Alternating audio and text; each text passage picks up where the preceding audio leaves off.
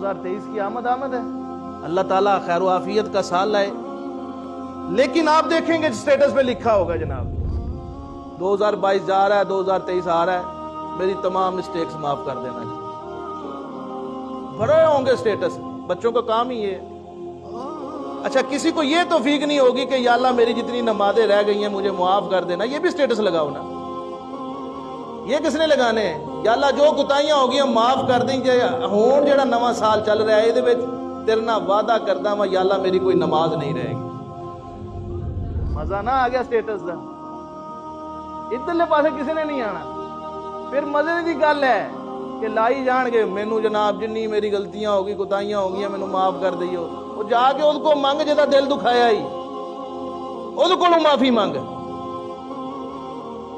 جس بہن کا تو نے حق کھایا ہے اس بہن سے جا کے معافی مانگ. جس بھائی کا تو نے حق کھایا ہے اس بھائی سے جا کے معافی مانگ. جس ماں باپ کا تو نے دل دکھایا ہے اس سے جا کے معافی مانگ. یہ سٹیٹس لان نہ کام نہیں چلنے.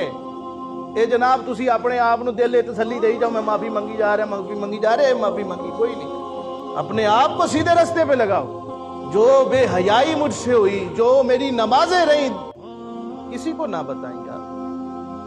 اللہ تو دلوں کے حالات جانتا ہے نا. یا اللہ تیرے سے وعدہ کر. کچھ بچے نے جناب انہوں کا کی معمول ہے، ہمارے مسلمانوں کے بچے ہیں رات نو 12 بجے جدوں جویں 12 دی سوئی چڑھنی ہے انہوں نے فائر شروع کر دینے، چھلیاں پٹاکے شروع کر دینے.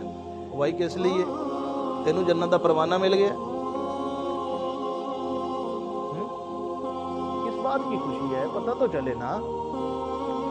وہ بس دیکھا دیکھی لگے ہوئے ہیں کہ جناب والا خرچ کر رہے ہیں. ہونا تو یہ چاہیے تمہیں اگر اتنی سال کی آمد کی خوشی ہے تو جیسے ہی 12 بجتے ہیں مصلی پر جناب والا 2 نفل پڑھو. نفل پڑھنے پہ تو کوئی پابندی نہیں نا. پڑھو نفل، رب کو یاد کرو، رب سے معافی مانگو. یا اللہ جو غلطیاں کوتاہیاں ہوگی جانے انجانے یا اللہ وہ معاف کر.